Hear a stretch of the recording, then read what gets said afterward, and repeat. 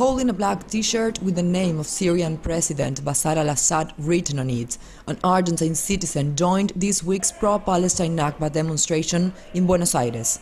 He agreed to give us his opinion about the crisis in Syria because he said he trusted Iran's Press TV alternative news coverage. Information without education is misinformation. If you control media, especially in Western societies where there is no more faith, where people have replaced churches with shrinks, then everything becomes distorted and you become a slave of the system. Experts believe the US and its European allies are trying to demonize the Syrian resistance against foreign-backed insurgents. They say this strategy is not effective in South America because social and political movements there encourage more people to side against US and Israel in their war on Syria.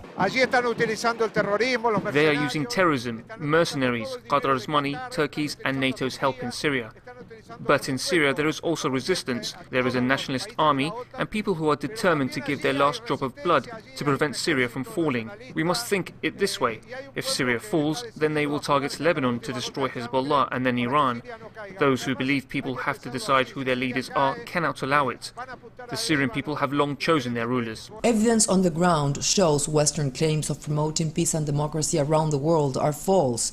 The US and its regional ally Israel are in fact trying to prevent peace in Syria and spread regional chaos and division.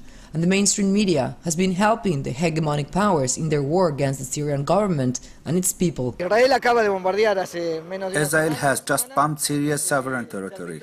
It occupies Syrian sovereign territory. It's an attacker no matter what the fiction built by the global media is, acting as the big brother of imperialism. Its nuclear arms are a permanent threat to all countries in the region. The crisis in Syria began in 2011 with thousands killed as Israeli strikes against government targets intensify. When you talk with anti-Israel Argentinians, they agree on one basic premise. Peace needs justice, but for justice and human rights to be truly observed, Zionist occupation in the Middle East must be stopped, and disinformation by mainstream media resisted.